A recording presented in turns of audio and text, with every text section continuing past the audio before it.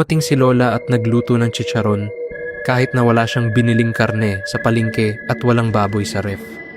Hindi ako agad nagtaka nung araw na iyon. Dumating lang si Lola sa bahay namin bandang hapon, may daladalang bayong na walang laman.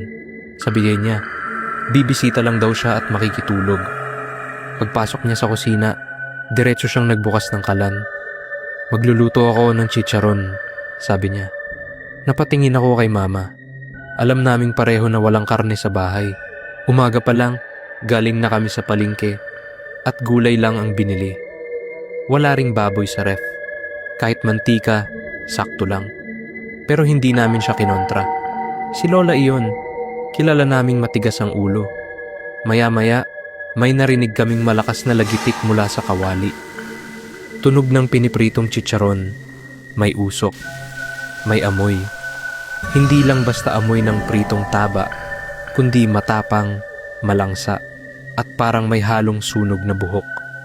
Lumapit ako sa kusina. Nakita ko si Lola na nakaupo, tahimik, habang hinahalo ang laman ng kawali. Chicharon nga, malalaki, kulay ginto, parang bagong katay. Ang galing yan?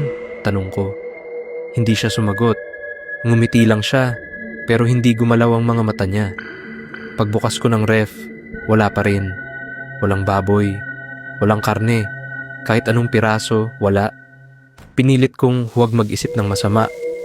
Nang ihain na ni Lola ang chicharon sa mesa, napansin kong kakaiba ang hugis ng ilang piraso. May parang linya, parang guhit ng daliri, may isa pang parang may bakas ng kuko. Ayaw kong kumain. Si Mama rin. Pero si Papa, kumuha ng isa. Pagkagat niya, napahinto siya, namutla. Ma, parang balat ng tao. Bulong niya. Biglang tumigil si Lola sa pagnguya. Dahan-dahan siyang tumingin kay Papa. Hindi kayo nagugutom? Tanong niya sa boses na hindi na kay Lola. Doon na ako kinilabutan. Tumayo si Mama at hinila ako palayo. Tinawag niya ang kapitbahay naming matanda na kilala sa mga dasal.